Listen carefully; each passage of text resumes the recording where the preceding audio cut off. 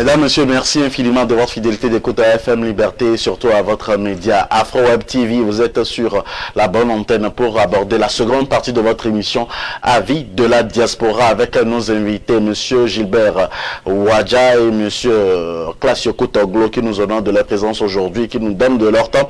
Vous pouvez participer à cette émission en appelant tout simplement le plus 1 319 462 89 79. Nous abordons la seconde partie qui intéressera beaucoup de personnes concernant la jeunesse, puisque la jeunesse est la plus importante. Il y a également une jeunesse à la diaspora. Nous en parlerons également au cours de cette émission. Il faut dire que 45% des jeunes de 17 à 24 ans se disent engagés d'une manière ou d'une autre dans la politique. Néanmoins, cet engagement est plutôt limité au sein des partis politiques à 9% et des syndicats à 7%. L'engagement est plus fort au sein des structures éducatives et avec 32% et 12% se disent engagés dans une association caritative. Aujourd'hui, on constate que les jeunes s'intéressent beaucoup plus à la politique. Et quel est l'impact de ces jeunes-là? Quelles sont les difficultés que les jeunes rencontrent lorsqu'ils font des pas pour rentrer en politique? Est-ce qu'il y a un problème générationnel, de conflit de génération entre les aînés et puis les jeunes aujourd'hui? Comment est-ce que les jeunes font face aujourd'hui à tous les politiciens qui les ont devancés ou ceux qui les avaient devancés sur le plan politique? Comment est-ce qu'on doit s'y prendre et quel est le rôle de la diaspora africaine vu qu'il y a également une jeunesse africaine à la diaspora? Nous en parlerons de long et nous en parlerons avec monsieur Classio Koutoglo qui est avec nous aujourd'hui, consultant politique. Nous en parlerons également avec monsieur Gilbert Ouadja, analyste politique qui nous honore également encore une fois dans nos studios et qui ne cesse également de soutenir également Afro Web TV. Aujourd'hui, ma première question pour vous. Pourquoi est-ce que la jeunesse, vous pensez-vous que la jeunesse est très bien, joue très bien son rôle pour un avenir radieux en politique? Monsieur Classio Koutoglo. Oui, c'est une question qui a des aspects multidimensionnels. S'il faut rentrer en détail, mais comme nous sommes... Allons-y, monsieur Classio. Nous sommes dans le temps, nous allons rapidement prendre certains aspects seulement. D'abord, qu'est-ce qui pousse aujourd'hui la jeunesse à être beaucoup plus impliquée dans la politique, surtout la jeunesse africaine, et encore cette jeunesse qui vit beaucoup plus à l'étranger? C'est parce que le continent est en otage. Le continent africain est en otage par ces prédateurs français et en complicité avec les présidents dictatoriaux des mandats de 3, 4, 5 mandats qui prennent tout l'Afrique dans un système de terrorisme et de djihadisme pour pouvoir terroriser le peuple. Donc la jeunesse qui est un peu libre, par exemple, au niveau de la diaspora, qui regarde dans ce phénomène une certaine lucidité, veut prendre rapidement la position aux côtés du peuple pour pouvoir se libérer. Voilà un des points très intéressants qu'il faut souligner aujourd'hui dans cet engagement de la jeunesse politique, de la jeunesse africaine dans la politique. Maintenant, il faut souligner aussi le fait que la pauvreté grandit d'une manière exponentielle sur le continent, alors que les richesses sont à gogo en Afrique. On ne comprend pas pourquoi le continent peut être beaucoup plus riche par rapport à ces pays développés chez lesquels nous allons pour pouvoir solliciter ce qu'on appelle des aides et que nous n'arrivons jamais à sortir de nos crises. La jeunesse, aujourd'hui intellectuelle, se pose beaucoup de questions et pense qu'il y a quelque part, les richesses de l'Afrique sont cachées quelque part, sont prises en otage quelque part. Donc, la jeunesse africaine a beaucoup plus d'énergie pour aller chercher là où se cachent ces richesses et que le continent africain ne se développe pas. De l'autre côté, pour ne pas monopoliser la parole, parce que je sais bien que mon collègue est vraiment un économiste qui va encore développer beaucoup plus des aspects pour nous, L'autre aspect est la précarité, c'est-à-dire la dictature dans laquelle certains présidents installent aujourd'hui les peuples. On ne peut pas vivre dans une dictature aujourd'hui au 21e siècle pour pouvoir se développer. Donc, il va falloir que la jeunesse reste debout, voit clair, parle, s'écoute pour que ce phénomène soit éradiqué. La dictature est plus grave même que le terrorisme et le djihadisme. C'est pourquoi le Togo ne va jamais sortir de la pauvreté. Je m'arrête là-bas. C'est ça, quelques aspects qui poussent la jeunesse togolaise aujourd'hui à s'engager fermement pour que nous puissions finir avec ces vieux-là, ces vieux politiques qui nous ont mis dans des réseaux mafieux, dans des réseaux qui ne permettent jamais à l'Afrique de se développer. Nous parlons également de la politique, nous parlons de la jeunesse africaine. La jeunesse africaine aujourd'hui a un sens nouveau et une vision nouvelle également pour gérer les choses politiques. Et également, comment est-ce que vous, en tant que jeune aujourd'hui africain, vous voyez l'aspect qu'on donne comparativement aux aînés qui sont en politique, Monsieur Wadja? Il y a un adage qui dit, c'est sur l'ancienne côte qu'on tisse la nouvelle. Et normalement, en Afrique, avec plus de 60% de la population jeune, on aurait pu avoir un pays qui permet, à partir du passé, qu'on ait une jeunesse aujourd'hui plus épanouie. Une jeunesse travailleuse. Une jeunesse qui a de l'emploi, une jeunesse qui a la possibilité de se prendre en charge. Mais au moment où l'ancienne corde n'est pas bien soudée, elle finira par se lâcher et que tout le monde tombera. Donc il y a une partie d'aujourd'hui de la jeunesse intellectuelle qui comprend que il y a un danger imminent. Comprenez? Il y a un danger imminent et il va falloir prendre les choses en main. Peut-être même chez nous au Togo, si nous prenons l'exemple du Togo par exemple, il y a moins d'engagement.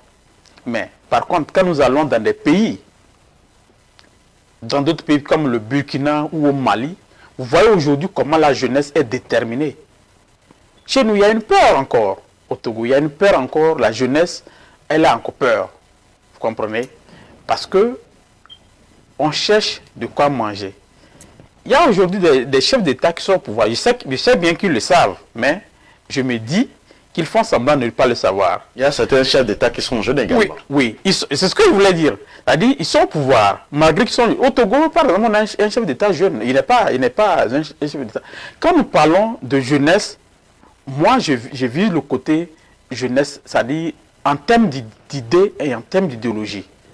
Ce n'est pas la jeunesse en physique, en fait. On peut avoir des chefs d'État qui sont vraiment vieux, mais qui incarnent une idéologie ou qui mettent en place des idées très jeunes. Donc, le problème qu'on a en Afrique, ce n'est pas le fait que les chefs d'État sont forcément vieux physiquement ou en âge, mais c'est l'idée ou l'idéologie qu'ils incarnent. Vous comprenez? Donc, je disais, je sais bien que ces chefs d'État-là, ils le savent très bien, mais peut-être qu'ils font semblant de ne pas le savoir. Ils pensent que, en étant au pouvoir, tous les gens qui sont avec eux aujourd'hui, par exemple, qui se travaillent autour d'eux, ou en tout cas cette jeunesse qui fait semblant de les soutenir dans des campagnes, des mouvements politiques, ils pensent que les gens-là sont vraiment pour eux. En fait, c'est faux. Nous avons vu l'exemple, par exemple, en Guinée récemment, et plus loin encore, nous avions eu l'exemple du Zimbabwe. Quand Robert Mugabe a été enlevé du pouvoir, ce sont les propres jeunes qui sont des députés, des gens de la société civile qui travaillent avec lui, qui sont sortis dans la rue pour manifester leur joie après son départ. Donc c'est pour dire que la jeunesse est prise dans un piège, par exemple, dans nos pays francophones, où on a encore des systèmes où il faut, après les études, aller passer des concours pour pouvoir trouver du travail. Et quand nous savons bien qu'on est dans un pays où, pour pouvoir réussir à un concours, ce n'est pas ce que tu écris, ce n'est pas ce que tu connais qui te fait réussir à ce concours. C'est à travers des relations, surtout politiques, la jeunesse s'aligne d'une manière ou d'une autre derrière un pouvoir. Vous comprenez? Et je dis, les gens seront déçus lorsque ils vont remarquer qu'ils vont descendre du pouvoir et que cette jeunesse qui était derrière eux, qu'ils croyaient vraiment être avec eux, en réalité, ne sont pas des gens qui étaient pour eux. C'est la réalité. Les gens s'alignent politiquement pour chercher du travail. Vous comprenez? Cela nous prouve, je fais cette analyse-là pour revenir à ce que mon frère Classio disait. Tout ceci nous fait croire que, ou nous démontre quand même que la jeunesse aujourd'hui vit dans une précarité qu'elle n'accepte plus. Vous comprenez? Mais maintenant, il faut voir dans différents pays, l'engagement est aussi différent. L'engagement dans certains pays, c'est qu'on s'aligne derrière un parti qui est au pouvoir bien enraciné pour pouvoir trouver aussi son pain quotidien. Dans d'autres pays, c'est qu'on prend la chose en main, on décide de dénoncer, on décide de sortir dans la rue pour dire non, on crie le ras-le-bol pour chercher à ce que les choses changent. Et c'est ce qu'on n'a pas encore dans beaucoup de pays de l'Afrique de l'Ouest, particulièrement aussi au Togo. Vous comprenez? Dans l'intervention donc de M. Wadja, on sent qu'il y a un problème d'insertion du côté de la jeunesse en politique. Et monsieur Classio, vous êtes de même avis? Oui, tout à fait. Tout à fait. Il faut dire que, vous savez, dans nos pays, surtout dans les pays dictatoriaux, on veut que, bon, tu fais ce que je fais. On ne permet pas à la jeunesse qui a appris une autre chose dans une autre condition et qui peut-être l'a pratiqué d'une autre manière de montrer aussi sa voix. On veut que tu l'aies su, tu fais ce que j'avais fait. Et c'est ça qui fait que l'insertion est difficile. Normalement, la politique doit permettre au développement et à une assurance populaire. Mais on trouve malheureusement sur notre continent africain, et plus précisément dans les pays dictatoriaux comme le Togo, la Côte d'Ivoire et autres, que la peur, l'intimidation et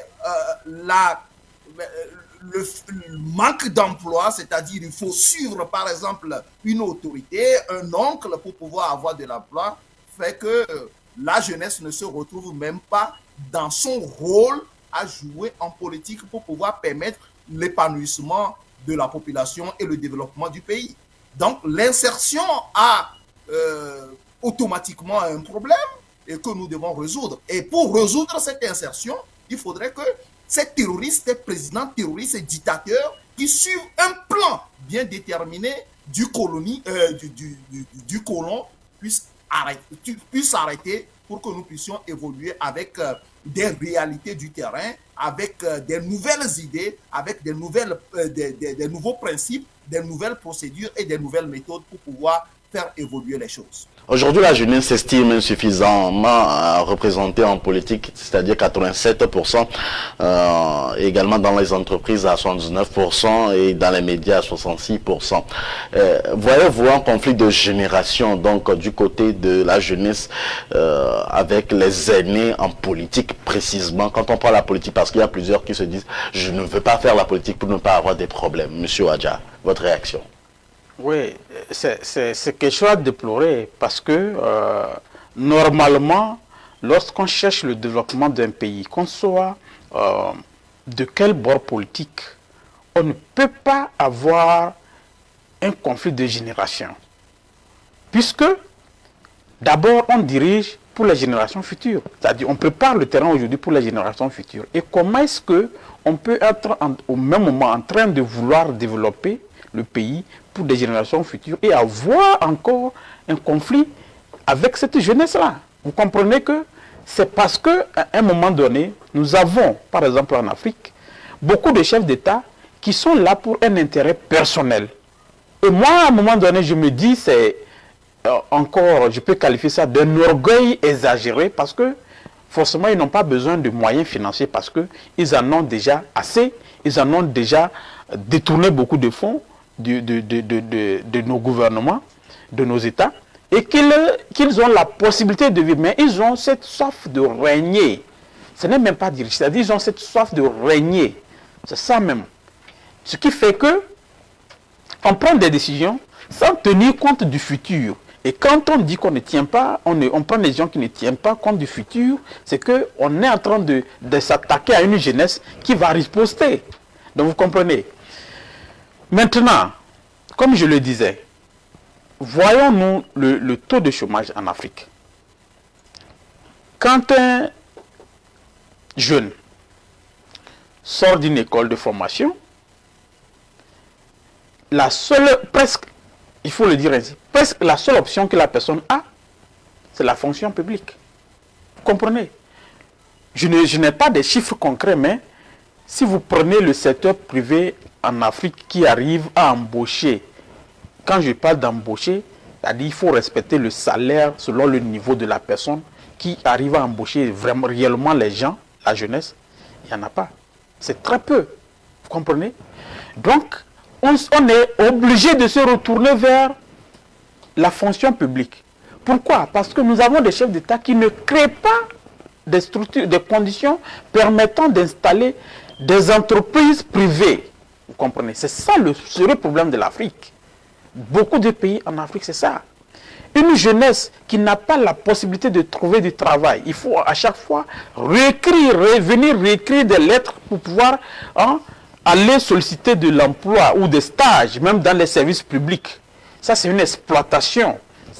J'ai déploré cette situation au Togo parce que j'ai des frères, des sœurs qui sont dans une situation, ils ont un diplôme universitaire, qui sortent de l'école et ils sont en train de, ils demandent des stages. Après une formation de bac plus 4 par exemple, quelqu'un qui est là à se faire des stages sur des stages pour 5 ans. Ça ne se passe pas qu'au Togo, ça se passe également dans les autres pays. Quand je donne l'exemple, c'est pourquoi je précise bien que j'ai des frères et des soeurs que je connais directement, parce que je ne veux pas dire ce que je ne sais pas. Okay? Donc je précise cela en disant que j'ai des gens directs de la famille que je connais qui sont dans la situation, vous comprenez? Qu'on fait des stages pour 5 ans et on ne signe aucun contrat avec la personne en fin de compte. C'est une exploitation de l'intellect aujourd'hui qui se passe dans nos pays. Donc, quand on est dans ces conditions, on ne peut pas décider faire une politique qui va nuire finalement à son avenir. Parce que on voit, on manque de moyens. On a besoin que l'oncle qui se trouve à une position et qui est en mesure peut-être de me tirer aussi vers lui, il ne serait pas content que je prenne une position contraire à sa position politique. Donc, il faut finalement faire une politique de civisme. Vous comprenez? C'est une politique de civisme, pas une politique idéologique. C'est ce qui manque chez nous. On n'a pas une politique où la jeunesse sort, elle dit, bon, finalement, je décide aujourd'hui de faire ceci comme je veux, selon ma conviction, c'est ça, c'est ça. Mais on veut suivre parce qu'on a un intérêt à gagner. Vous comprenez? Et c'est difficile. C'est difficile pour cette jeunesse de s'en sortir. C'est ça notre problème qu'on a. Donc, il ne faut pas que nos dirigeants mettent ces conditions-là pour juste plaire aux colons, parce que le colon et nos dirigeants, ils signent des contrats, et c'est à part de ces contrats-là, on les maintient au pouvoir pour 20 ans, 25 ans, 30 ans. Mais encore, on peut toutefois faire 20 ans au pouvoir et en train de servir le peuple. On pourrait comprendre cela. Mais quand on fait ce temps au pouvoir et qu'on n'est pas en mesure de trouver une solution au peuple, c'est qu'il faut arriver à un moment donné à avoir une honte de partir. Il faut avoir honte de vouloir partir et puis laisser les gens contrôler les choses autrement. Ça. Alors, M. Classieux, avez-vous aussi l'impression que la classe politique ne maîtrise pas assez les codes de la jeunesse aujourd'hui? Non. Si vous me dites ça, bon, je vais peut-être diviser la classe politique. C'est-à-dire, vous savez, la classe politique, ce sont ceux-là qui animent la politique dans un pays donné.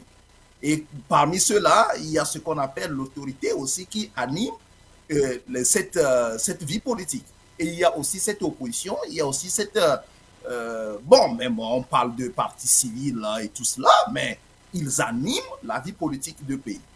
Bon, parmi ceux-là, il faut arriver à faire le distinguo. L'autorité ne permet pas, dans certains pays d'Afrique, à ce que la politique puisse évoluer. L'opposition est en train de forcer les choses pour que les choses deviennent normales, ainsi que la société civile. Si vous prenez par exemple le cas du Togo, regardez un pays dans lequel le président de la présidence est occupé par une seule famille pendant 38 ans.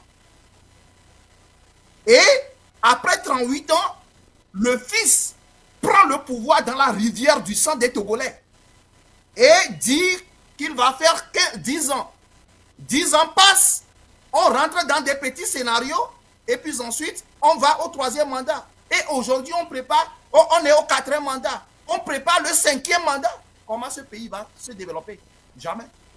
Comment cette jeunesse peut utiliser son intelligence pour pouvoir aller dans une compétition, dans une émulation pour le développement d'un pays? Ça n'existe pas. On est dans un statu quo où la jeunesse est obligée de suivre seulement le prince que Gilbert Bouara regarde par moment et rit et sourit parce que c'est le prince incontournable. Vous voyez? C'est ça. C'est le malheur de l'Afrique. Vous voyez? C'est le malheur de l'Afrique. Lorsque le leadership n'est pas transformationnel, lorsque le leadership n'est pas transactionnel, lorsque le leadership n'est pas adaptatif, un pays n'évolue jamais. La jeunesse n'aura jamais sa place. Donc, le statu quo va rester toujours au 21e siècle comme ça. Les gens parlent de la Chine par moment, les gens parlent de certains pays. Le temps là, la période antique est différente du 21e siècle. Aujourd'hui, on parle des termes nouveaux qui permettent ce qu'on appelle qui donnent ce qu'on appelle la performance, qui donnent l'évolution. Et c'est ça qui se trouve dans l'administration aujourd'hui. On n'autorise pas ça. On ne permet pas, on ne crée pas des structures pour que la jeunesse puisse se relancer. Nous allons rester dans le chaos. Et c'est ce qui se fait au Togo. Il y a des ministères de la justice partout, hein, monsieur. Pendant des années et qui pensent que le pouvoir est devenu un héritage, ou bien quelqu'un a travaillé avec ce pouvoir pendant 38 ans et rentre dans un scénario pour pouvoir duper encore les peuples et la diaspora pour dire que c'est ça qui va se faire et on reste dans un statu quo. C'est ça. Est-ce que c'est la politique qui convainc, Monsieur Cassio, est-ce que c'est la politique qui convainc donc la jeunesse à être sur les réseaux sociaux lorsqu'on constate aujourd'hui qu'il y a probablement plus de 34% de blogueurs, youtubeurs et influenceurs qui sont des jeunes aujourd'hui? Comme vous aussi, vous êtes un acteur également de ces réseaux sociaux-là. Bien sûr, qu'est-ce qui fait proliférer ces blogueurs un peu partout? Qu'est-ce qui se fait proliférer ces personnes qui dénoncent et on les arrête? C'est parce que quelque chose va mal. Et ce mal est continu, est dans une continuité perpétuelle. Et que les personnes sont devenues, et je dirais même, surexcitées pour pouvoir éradiquer ce mal. Et c'est ça qui fait que les blogueurs sont là, ils sont sortis des écoles qui leur ont inculqué des choses qui peuvent permettre au développement du pays, ils créent leur espace et puis ensuite ils dénoncent. Mais quand le leadership, quand il y a manque de leadership, c'est pourquoi il y a cette prolifération. Il faudrait que le leadership s'installe et que les choses suivent, les principes, les procédures, les méthodes. Nous allons rapidement développer l'Afrique, nos pays africains, et que même la jeunesse va refuser même de rester dans la diaspora. La jeunesse est face aujourd'hui à plusieurs défis en politique, quel que soit en entrepreneuriat, puisqu'ils sont aujourd'hui dirigés vers l'entrepreneuriat aujourd'hui. Et comme vous l'avez dit dans votre intervention aujourd'hui, le fait d'appliquer, sinon de rechercher encore une fois pour beaucoup plus de boulot, d'emploi. Il y a un problème d'emploi qui se pose exclusivement en Afrique. Aujourd'hui, on constate qu'il y a beaucoup plus de défis. Est-ce que la politique, le fait de rentrer en politique pourrait faciliter ce défi pour la jeunesse africaine, M. Wadja? Non.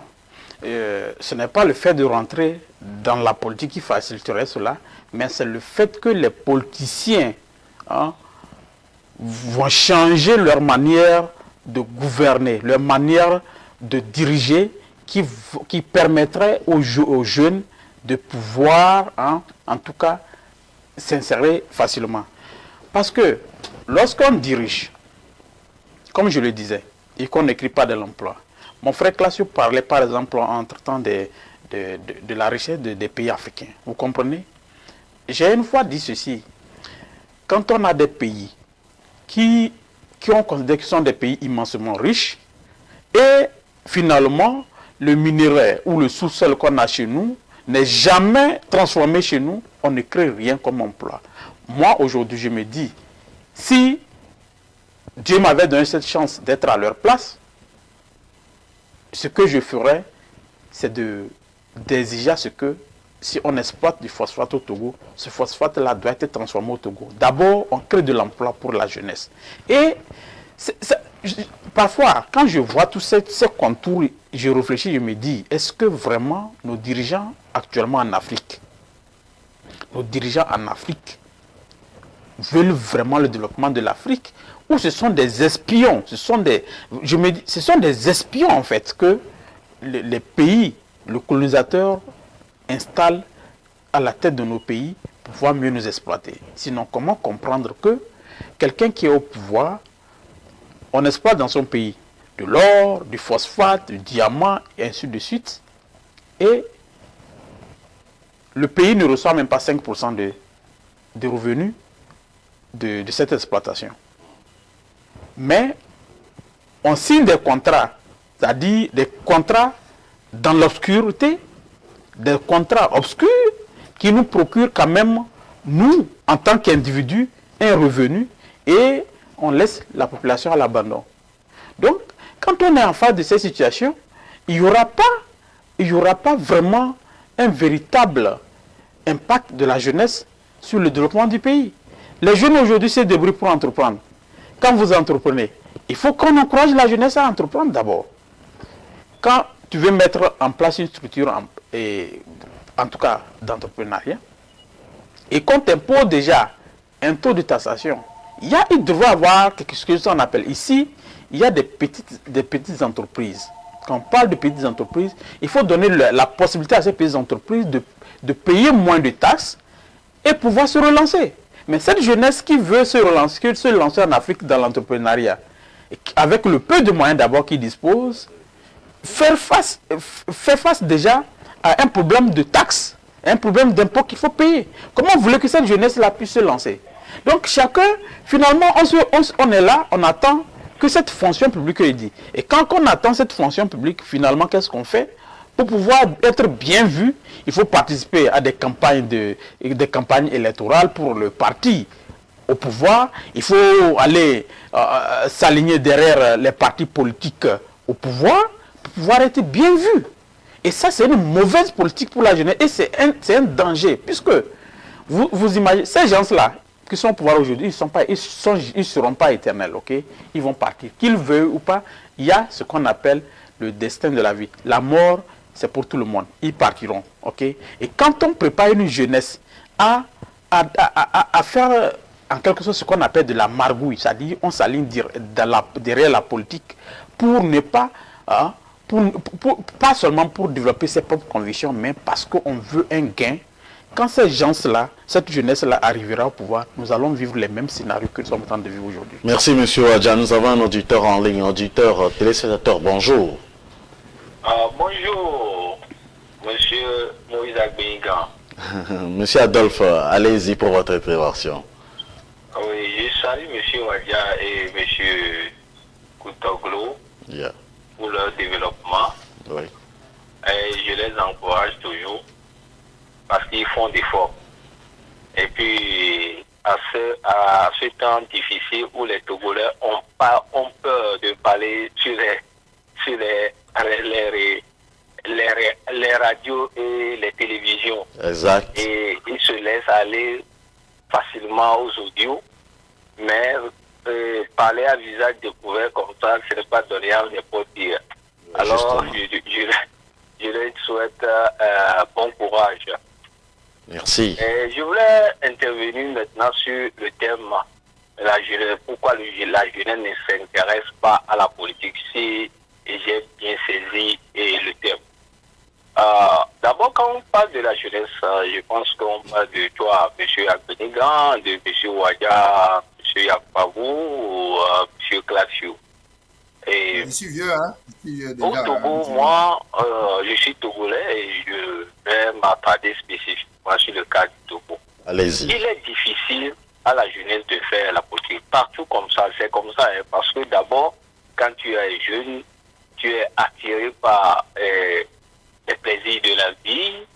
Et c'est le politique qui trace le chemin pour attirer les jeunes vers la politique.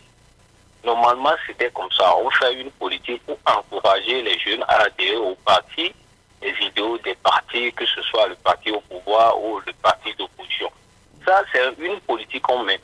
Les jeunes ne sont pas tentés par la politique. Et ce qui est marrant pour nous en Afrique, et on sent cette idée d'étouffer les gens, surtout quand tu es dans un parti d'opposition. C'est vraiment difficile d'être de l'ANC et de faire valoir ton parti au niveau de la fonction publique. Attention, moi j'étais au Togo et ce n'est pas facile d'être dans un parti d'opposition.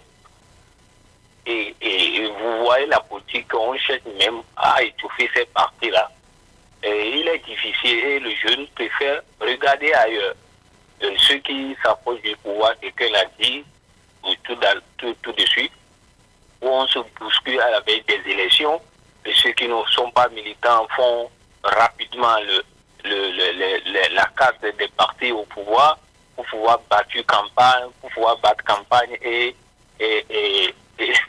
trouver une place lorsqu'un concours serait organisé. C'est très difficile. C'est très difficile.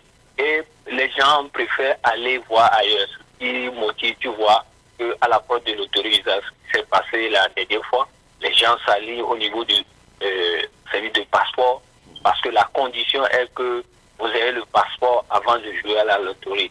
Et tout ça là n'encourage pas les jeunes à aller vers la politique, à les jeunes à faire la politique. Et puis ce qui est marrant, c'est que tu dis quelque chose, on te la fait boucler et si tu n'as pas la chance, on te met en tôle pour au moins des années avant de sortir. Alors les jeunes ne veulent plus entendre de la politique, ne veulent plus entendre parler de la politique, ils préfèrent voyager, aller chercher leur avenir sur d'autres horizons.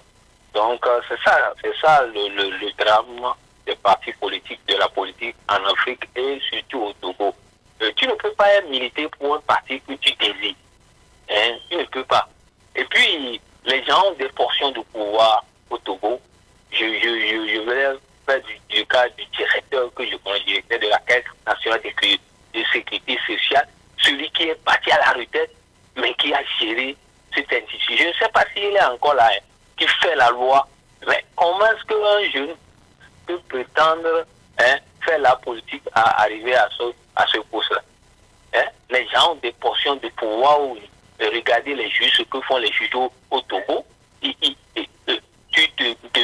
fais de prêt et pour payer un terrain et quelqu'un vient, ils disent que non, ce terrain appartient à mon père et qu'il a. Et c'est parti comme ça, hein. Tu perds tout, hein. On transforme, on dit que vraiment, alors que vous avez construit, vous habitez déjà là-bas. Et tout ce désordre-là font que les gens préfèrent voir ailleurs. Ils préfèrent écouter les forts. Regardez, les choses sont difficiles à l'homme, mais quand tu les vois sur les réseaux sociaux, c'est la comédie. Ils font la comédie pour avoir attiré plus de vues. Monsieur Moïse, c'est décourageant. Hein? Merci beaucoup. Bonne émission. Merci beaucoup, Monsieur Adolphe, de nous avoir appelé. Votre intervention est tellement intéressante et ça suscite encore plus beaucoup de questions. Lorsqu'on fait la vie, hein, toute sa jeunesse, est-ce qu'on pourra contribuer un jour au développement de notre pays, de notre entourage et puis de notre continent africain? Parce que même si on réside à l'extérieur du pays, pensez-vous qu'en faisant la vie comme cela, comme vient de le dire le téléspectateur qui vient de nous appeler, pourra avantager la relève de demain, c'est-à-dire là, je risque de me répéter, la relève, c'est-à-dire nos enfants que nous faisons aujourd'hui, Monsieur Classio. C'est un peu difficile. Puisqu'on ne s'intéresse pas à la politique, on ne veut pas avoir des problèmes, donc on ne veut pas s'intéresser, on ne veut même pas participer aussi à donner des avis aux politiciens ou contribuer avec nos idées que nous avons aujourd'hui pour que l'Afrique se développe. Mon frère, permets-moi de vous dire clairement qu'aujourd'hui, ce désintéressement provient par moment de nous. Parce que il faut dire que les ressources humaines d'un pays consistent à compter les gens qui sont au pays et les gens qui sont dans la diaspora. Mais quand les grands frères de la diaspora ne connaissent pas ce qu'on appelle la communication politique, ne savent pas ce qu'il faut dire en politique, s'attaquent à des gens, à la vie privée des gens, et tout cela sur les réseaux sociaux, des gens qui sont publics et tout cela, vous voyez que ça désintéresse aussi la jeunesse politique qui est sur le terrain. Il y a un autre aspect dictatorial. Les dictateurs aussi découragent que la jeunesse puisse prendre effectivement la politique au sérieux. Parce que la politique, c'est quoi? C'est la vie, c'est la gestion de la cité. L'autoritaire, c'est-à-dire le dictateur, ne veut pas avoir plusieurs yeux dans la gestion des ressources du pays. Donc l'autorité aussi pose des pots de banane, pose des pièges à la population, à cette jeunesse, pour ne pas l'encourager dans la politique. Bon, si on prend quelques-uns de ces points combinés, fait que nous n'encourageons pas la jeunesse à rentrer en politique. Seul est téméraire. Vous venez d'écouter notre frère qui vient de parler. Il dit que aujourd'hui, la diaspora se tait. Parce que, quoi? On a arrêté un membre de la diaspora et que les gens pensent que c'est parce que nous dénonçons qu'on arrête. Donc, il faut arrêter cela. C'est un scénario qu'on introduit malhonnêtement au sein de la population comme ça. Donc, s'il n'y a pas de téméraires, la politique, il n'y aura plus ce qu'on appelle la politique même dans les pays dictatoriaux comme le Togo. Et c'est le résultat qu'ils cherchent. Alors, Monsieur Classio, nous sommes arrivés à la fin de l'émission. Que faire? Puisqu'on doit trouver également des solutions. Que faire maintenant pour sauver cette jeunesse-là, à s'intéresser à la politique, pour que l'Afrique, le continent africain, le continent le plus riche, soit un continent le plus développé au monde? Il faut que les gens qui parlent au peuple soient des gens crédibles. Il faut que les gens qui représentent les peuples au niveau des partis politiques soient crédibles et communiquent avec le peuple au bon moment. Il faudrait que les gens savent la différence entre l'information, l'opinion et la rumeur pour que nous puissions essayer d'évoluer vers cet encouragement de la jeunesse. Il faudrait éliminer ce qu'on appelle l'intimidation dans nos vies, la peur dans nos vies. Nous avons le ménage, nous avons la connaissance, il faut faire valoir la vraie connaissance. Il ne faut pas écouter de n'importe quoi sur les réseaux sociaux pour dire que c'est ça qui constitue la politique. C'est ça. Si nous arrivons par exemple à prendre ces petits pas-là au sérieux, je pense bien que l'engouement reviendra au sein de nos pays dictatoriaux et nous ne tomberons jamais dans les pièges des dictateurs. Merci, Monsieur Classio. Ce sera votre mot de fin pour cette émission en vie de la diaspora. Monsieur Ouadja, dites-nous, quelle est la solution que vous proposez, votre mot de fin? Merci. La solution, d'abord, revient, comme je le dis toujours, celui qui a plus de force doit ménager des moyens et des possibilités pour que le reste puisse aussi pouvoir donner son mot. Okay? Qu'est-ce que je veux dire par là? Nos dirigeants doivent permettre à ce que, ou d'abord comprendre que nul n'est ennemi de son propre frère, en réalité. On peut être des adversaires politiques, mais on n'est pas ennemis dans la nation parce que nous deux, mon frère Moïse, toi et moi, nous avons des idées divergentes, mais quand même chacun a son point de vue, c'est-à-dire sa manière de vouloir développer le Togo, par exemple. C'est-à-dire que on est au pouvoir, on peut penser être en train de faire ce qui est bon pour le peuple. Quelqu'un peut être au dehors et voir que c'est le contraire.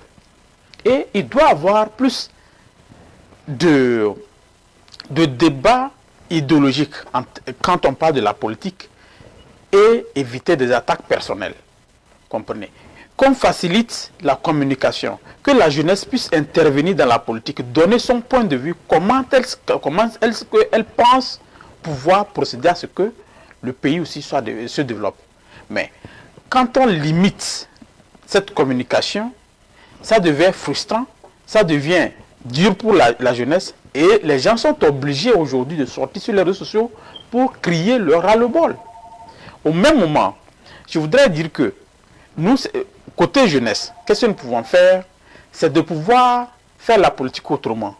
Ne pas forcément copier la politique de nos aînés. C'est-à-dire où, carrément, par exemple, si je suis de l'opposition, c'est que le parti au pouvoir aussi est mon ennemi. Non. Il faut comprendre que le parti, le pouvoir, ils sont là pour le développement du pays. Je suis là en tant qu'opposition pour le développement du pays. Donc, nous devons travailler main dans la main. C'est le problème qu'on a. Lorsqu'on ne facilite pas la communication, les gens deviennent frustrés et puis ils vont dire ce qu'ils veulent partout où ils se font. Mais il faut comprendre que nos dénonciations doivent prendre une valeur aujourd'hui en tant que jeunesse. Quelle valeur je voulais attribuer à cette dénonciation? C'est de pouvoir proposer des solutions, de pouvoir dénoncer ce qui se passe en proposant des solutions. Mais j'ai remarqué, ces derniers temps, sur les réseaux sociaux, il y a beaucoup de blogueurs africains, certains de la diaspora, par exemple, qui interviennent sur des sujets dans différents pays, mais accompagnés de paroles très violentes. Moi, je me réserve toujours de ces prises de position. Je peux dire ce qui se fait au Togo, ce que je pense que devait se faire, ce qui n'est pas correct, ce qui n'est pas normal, et donner aussi mon appréciation sur ce qui se fait, qui est bon. Mais quand on veut être radical, quand on veut avoir cette radicalité à nous et puis insulter parfois, il faut s'attendre aussi que ça doit avoir des répercussions sur notre façon de faire la politique. C'est ça ce que je voulais ajouter. Donc, essayons de faire la politique autrement en tant que jeunesse et dénonçons ce qui ne va pas, apprécions ce qui se fait de bon, encourageons, proposons aussi des solutions pour que nos pays avancent. L'avancement de l'Afrique sera un bienfait pour chacun de nous. Le dernier téléspectateur qui nous appelle, bonjour, bonsoir. Bonjour, j'appelle juste pour participer à l'émission. Mon nom c'est Jean Sofo. J'appelle de Connecticut. Allez-y donc. Yeah. Ok, je peux dire que je salue tout le monde qui se trouve sur le panel. Et la question concernant le Togo et l'Afrique, je peux juste dire que je prends le Togo comme une entité, ok, un point matériel. Avant que le point matériel ne commence par bouger, qu'est-ce qu'il faut? Il faut un changement dans le temps. Mais dès lors qu'on n'a pas un changement dans le temps, on ne peut pas créer l'accélération. Est-ce que faut-il rester constant? Si on reste constant, ce qui veut dire que le différentiel est égal à 0. On ne va jamais bouger. On est toujours stationné. Donc, il faudrait que nous-mêmes, nous sachions où on va, où est-ce qu'on veut voir le pays. Et qu'une seule personne ne peut pas construire ce pays. Actuellement, nous utilisons l'Internet. Comment est-ce que l'Internet est construit? On utilise l'ordinateur. Comment est-ce que l'ordinateur est construit? Si ces gens-là qui ont participé à la construction de l'Internet et de l'ordinateur ont dit que nous ne voulons pas un changement, nous ne voulons pas que ce qu'on a commencé, quelqu'un vienne relayer et faire avancer la technologie, ça ne va pas aller. Une seule personne ne peut pas faire quelque chose. Actuellement, là, on parle de Tesla. Il a fait quelque chose, il est mort, les gens sont venus, d'autres ont étudié sur ça, ils sont en train de faire des choses merveilleuses avec ça. Donc, il faudrait que nous-mêmes, que ce soit n'importe quel parti politique au Togo, il faudrait qu'on sache que ce seul parti politique ne peut pas faire avancer le pays. Et qu'une seule personne ne peut pas faire avancer non plus le pays. Tout ce qui peut faire avancer le pays est là. Tout le monde le connaît. C'est la concurrence, c'est-à-dire que des forces concurrentes. Il faut que chacun mette la main à la pâte. Moi-même, je suis venu aux États-Unis ici en 2005. Encore Moi-même, une minute. En 2005. J'ai fait l'université de Lomé à l'INSTI. J'ai cherché le stage, j'ai terminé en 2004. J'ai cherché le stage, je n'ai pas trouvé. J'étais même découragé de rentrer chez moi à Bata. Et après tout, j'ai dit, avant de partir, je vais jouer la loterie Visa. Et qu'est-ce qui m'a fait décourager? J'ai déposé les dossiers à la recherche du stage.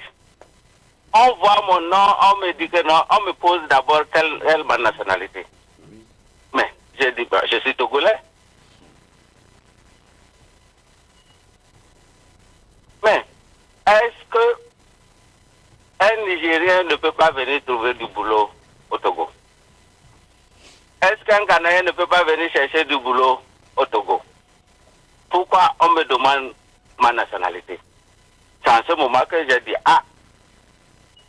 si c'est resté ici là, je ne suis pas sûr que ça peut marcher. J'ai joué la loterie Visa, j'ai pris mes choses et je suis reparti chez moi, chez mes parents, à Bassar.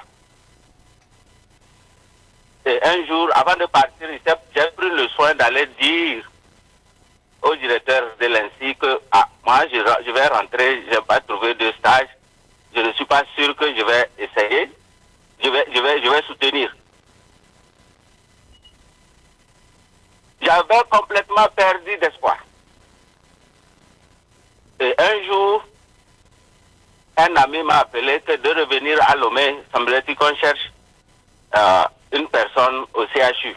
J'ai dit OK. Le lendemain, l'école m'appelle, l'INSI m'appelle, que je suis toujours là, je n'ai pas trouvé. Je dis oui, mais je suis plus au Togo, je suis plus à Lomé, je suis rentré chez mes parents. Et le directeur m'a dit de venir.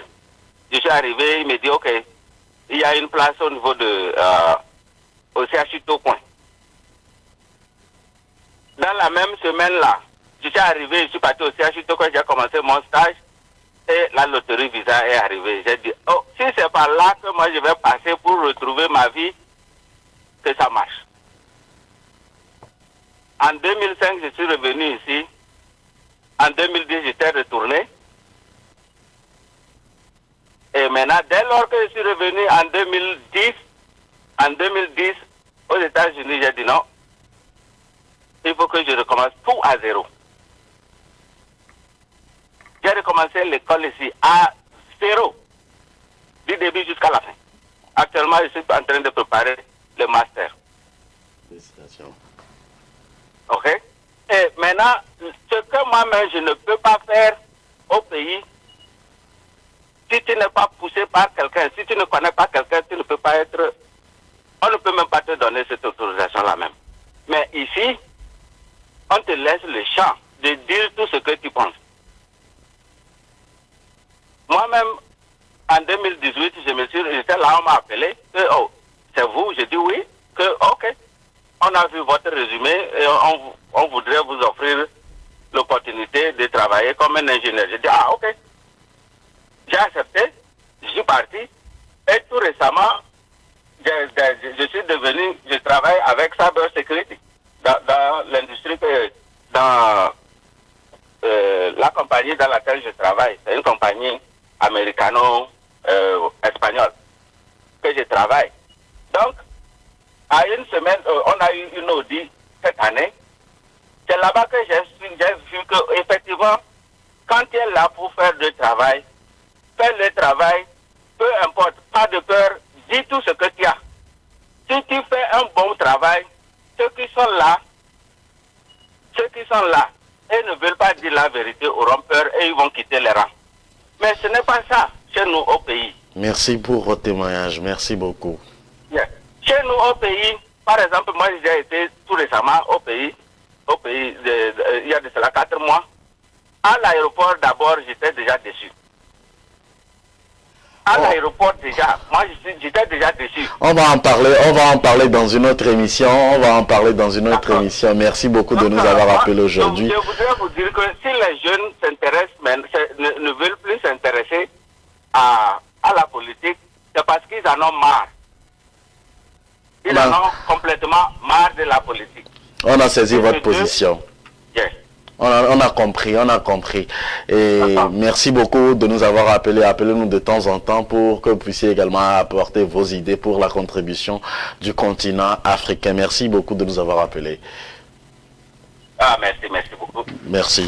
Alors, merci et fin de cette émission. Mais bien avant de terminer cette émission en beauté, nous allons partager avec vous une information très importante du côté des Togo. Les Togolais de l'extérieur ont désormais leur maison à Lomé. Il s'agit donc de la maison de la diaspora inaugurée ce 25 novembre dernier. Pour Robert Doucet, chef de la diplomatie, la création du HCTE répond à l'impératif de donner au gouvernement un interlocuteur à la fois représentatif et fédérateur de la diaspora dans sa diversité.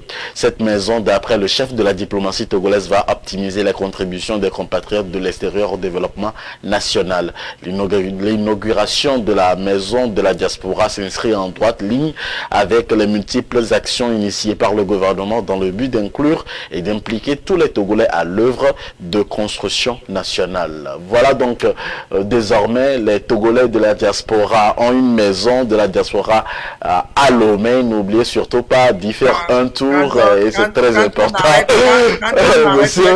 Monsieur Classio Koutoglo, le mercredi prochain, donc on va inviter nos invités, nos panélistes à nous rejoindre, surtout vous qui nous suivez, vous les fidèles amis internautes et auditeurs, téléspectateurs de l'émission Avis de la diaspora. Rejoignez-nous puisque mercredi on en parlera de long à large avec nos invités. Merci pour votre compréhension aujourd'hui. Abonnez-nous vous aussi, abonnez-vous à notre chaîne YouTube AfroWeb TV où vous retrouverez l'intégralité de nos émissions. Merci et bon week-end à tous et à chacun de vous. Et surtout merci à nos invités, monsieur Classio Koutoglo, consultant politique, monsieur Gilbert Wadja, analyste politique. Un coucou spécial à monsieur Gilbert Bawara. Son nom vient de temps à autre également lorsque je dois présenter monsieur Gilbert Wadja. Merci à tous et à chacun de vous.